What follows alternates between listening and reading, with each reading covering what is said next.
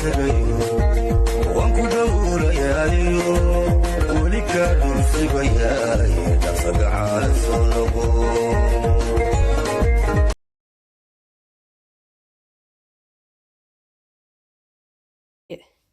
wasiiriyad khadiijo maxamed diiriye barta ay facebook ku leedahay waxa ay kusoo bandhigtay muuqaalo iyo sawiro markaasi muujinayay wiilka yar mas-uuliyadiisa la wareegtay ee la yiraahdo daaha sidaan ognahay khadiijo maxamed diiriye ayaa la wareegtay mas-uuliyadiisii kadib markii waalidkii dhalay siiba hooyadii ay meel cidla ah kaga carartay daaha marka ay la wareegaysay social media ayaa lagu soo bandhigay dadku waa ay ku farxeen waayna soo dhaweeyeen daaha beebiga yar ee daaha ilaahay caafimaad buuxa ha siiye waxaa la ogyahay inuu la nool yahay xanuunka uusan madaxa cishan karin haddaba muuqaalka sidaan arkayno khadiijo maxamed diiriye oo daaha ka hadlaysa bal aan dhageysano iyo gabadha xanaanaysa inuu fadhiisto kaligiis daa bartoon haa uu kor fiirinaayo haa uu hadli rabo insha allahu adiga ka daa haa hadda waa fadhiisanaa kaligiisuu socon rabaa insha allahu ilaahay caafimaad taamaan ka tuugnay ilaahu ku dhaaf weynow ee waalid noqo dahaa la sheekaysta cadaaweel kaalaa kula sheekayste haa dhaafa waraya daha ay ka tag fartuunay ka tag markaasuu soo kaca wuu yaqaanaa ka tag fartuunay ka tag waa kaasa wuu yaqaanaa in laga tegaayo insha allah inta dhimanna ilaahay noo dhammaystiro baaraka allahu fiik marka aynu halkaasi ku dhaafno muuqaalkan runtii daaha waxaanu ognahay ilmahaasi yar ee la nool xanuunka madaxa uusan cishan karin ay ka mid tahay oo awoodiisa iyo lixaadkiisa uusan saani u isticmaali karin ilaahay caafimaad buuxa siiye muuqaalkan wuxuu u muuqdaa mid fiisa tarabiya ah markaasi ay ku sameynayso sida aad ka arkaysaan sawiradan kale dad badan ayaa durba dhaliil khadiijo maxamed diiriye eed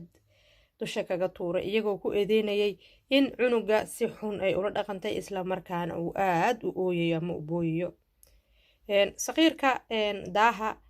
khadiijo maxamed diiriye kama wado inay cunuga silcinaysa barta ay soo dhigtay balse waxa uu u muuqdaa in ilmaha yar uusan xamili karin fisioterabiyada markaasi loo sameynayo waxaan ognahay wadanka Soomaaliya amaba Afrika in aysan ka jirin nidaam dawli ah oo markaasi xakameynaya sida waalidiinta iyo ilmaha qaabka loola dhaqmo dadka ku dhaqan wadamada reer galbeedka ayaa arintaasi ahayn mid sahlan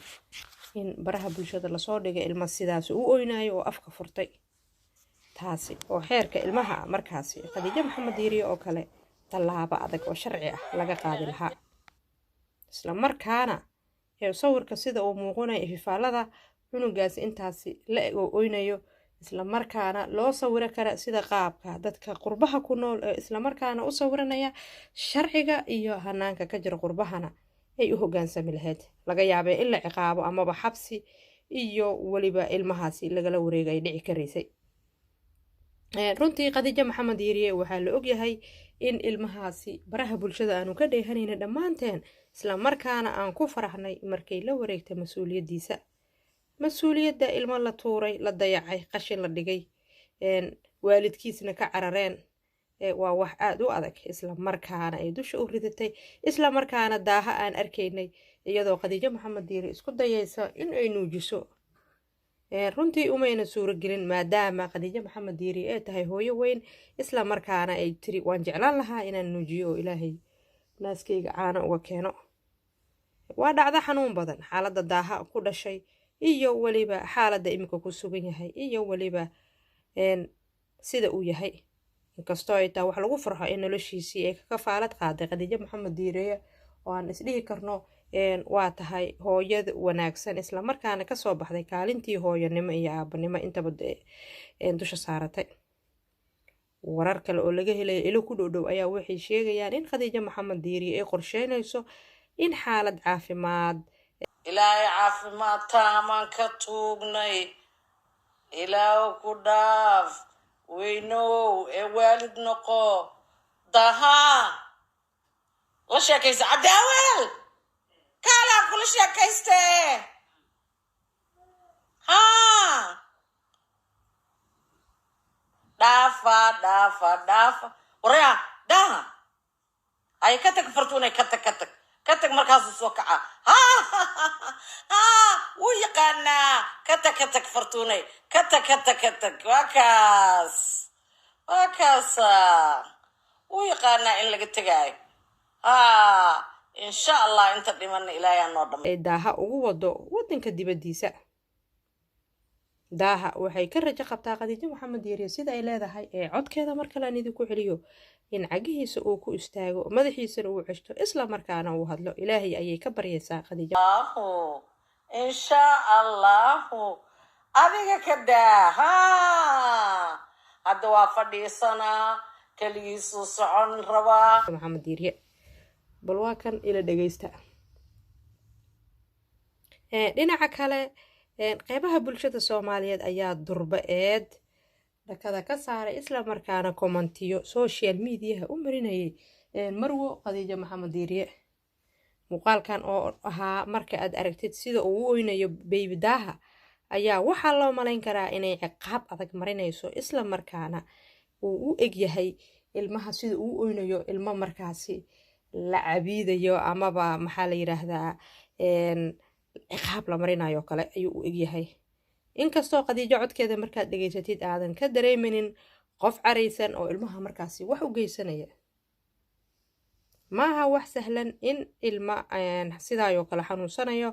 baraha bulshada lasoo dhigo isla markaana dadku ay qancaan ee dareenkoodu soo dhaweeyaan. dadku waa ay kala qaybsameen oo durba qaar baa leh maama howl fiican baad qabatay daaha meeshaad kasoo qaado waan ognahay waan kula soconaa. halka qaar kalena ay leeyihiin ilmaha ma aha qof u naxariisanaysa oo ciqaabaysaa ciqaab adduun ayay marinaysaa. kommentiyada qaar ayay dadku sidaa u qorayeen. caawa social media hadalheynta ugu badan qayb ka mid ah ayaa waxay noqotay baby daha iyo wasiirad Khadiija Maxamed Diiriye. baby daha waxaan u rajaynaynaa caafimaad dhuuxa iyo dhimirka gala.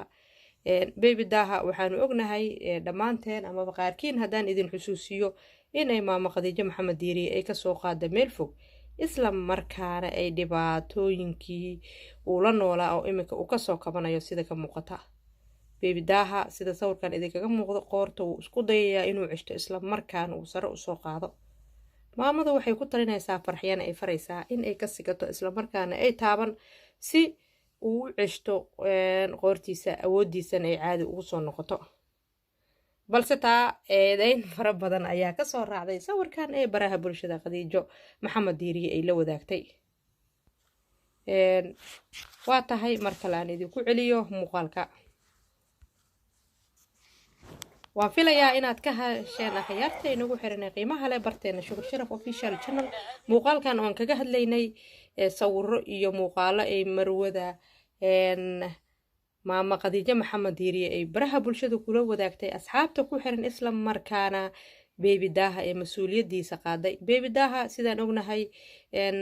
dariiq ayaa lagu tuuray isla markaana meel qashin ah ayaa laga soo qaaday. maama Khadiija ayaa dusha u ridatay isla markaana mas'uuliyadiisii ka faara qaaday. daha waxaanu ogeen in xaalad caafimaad iyo dhibaatooyin badan uu la noolaa iminkasta uu kasoo kabanayo. maama Khadiija waxaad samaysay waxaad u wanaagsan oo samafal ah. samafalana sidkiisa waa janno. maama hore u soco insha allah. waxaanu rajeynayaa bulshada Soomaaliyeed adigoo kale inay kugu daydaan. balse muuqaalka noocan oo kale ah oo ilmaha sidaas u ooyo baraha bulshada markaad gelisid dadka qaar way u sawiran karaan inuu ilmaha maxaa la yiraahdaa xaalad ciqaab ku sugan yahay. balse muuqaalka qofka daawaday u fiirsada waxay u muuqanaysaa inaanu ilmaha ciqaabaynin oo hawsha tarbiyada halkaasi aad ka waday. ilaahay kula koriyo mas'uuliyadda aad qaadayna ilaahay kula garab galo. waa tahay khiyaarta inagu xiran mar kale warbixintii gaarka ahayd baby daha iyo wasiirad Khadiija Maxamed Diiri ayaanu intaasu kusoo afmeerinaa. haddii aad ka heshay muuqaalkan iyo muuqaalada kale ee ku jira barteena waxaan idin leenahay waad ku mahadsantihiin lana wadaaga asxaabtiina. kaygii doofeen bulshisheeya tagayo